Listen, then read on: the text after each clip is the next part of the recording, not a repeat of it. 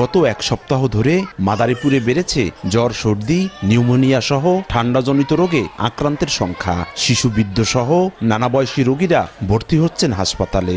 সবচেয়ে বেশি চাপ বেড়েছে ডায়রিয়া ওয়ার্ডে। শয্যা সংকটে গাদাগাদি করে নিতে হচ্ছে স্বাস্থ্যসেবা। শ্বাসকষ্টের কারণে ভর্তি হয়েছি, এখন পর্যন্ত কোনো পরিবর্তন নেই।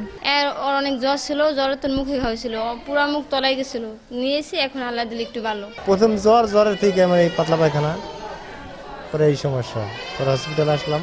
ঠান্ডাজনিত রোগের বাইরে কারো কারো দেখা দিয়েছে চর্মরোগও। পাল্লা দিয়ে বাড়ছে বহির্বিভাগেও রোগীর চাপ। সেবা দিতে হিমশিম অবস্থা চিকিৎসক ও নার্সদের। তবে কাঙ্ক্ষিত সেবা না পাওয়ার অভিযোগ রোগীদের। একবারে 2 জন মনে করেন আমাদের কষ্ট হচ্ছে। কালকে থেকে রাত্রে মনে করেন মাস ছেলেটা শোয়ালে মাস হইতে পারে না, সারা রাত মনে করেন জাগা। একটা রুগী এবং একটা গার্জিয়ান থাকলেই যথেষ্ট, কিন্তু সেখানে 6 জন লোক থাকে, তাতে আমাদের কষ্ট হয়, এটা বুঝতেই পারেন। ঠান্ডার হাত থেকে রক্ষায় গরম পোশাক ব্যবহারের পাশাপাশি অপ্রয়োজনে ঘরের বাইরে না বের হওয়ার পরামর্শ বিশেষজ্ঞদের। সচেতনতা প্রধান দরকার। আর শীত যেহেতু এসেই গেছে, শীতের বস্ত্র যথাযথভাবে ব্যবহার করতে হবে। আমাদেরকে ঠান্ডাজনিত রোগ ব্যাধি থেকে বেঁচে থাকার জন্য সতর্ক থাকতে হবে। তাহলে তো আমাদের ঠান্ডাজনিত যেসব রোগ ব্যাধি, হাঁচি, কাশি, ঠান্ডা, নিউমোনিয়া ইত্যাদি কম হবে।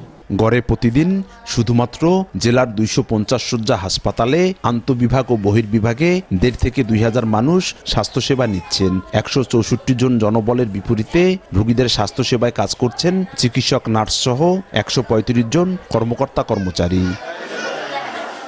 গরমের পর শীত, আবহাওয়া পরিবর্তনের সাথে সাথে বাড়ে ঠান্ডাজনিত রোগীর সংখ্যা। এ রোগ থেকে বাঁচতে শিশু ও বৃদ্ধদের বিশেষ যত্ন নেওয়ার কথা বলছে স্বাস্থ্য বিভাগ। সঞ্জয় কর্মকার, অভিজিৎ, সময় সংবাদ, মাদারীপুর।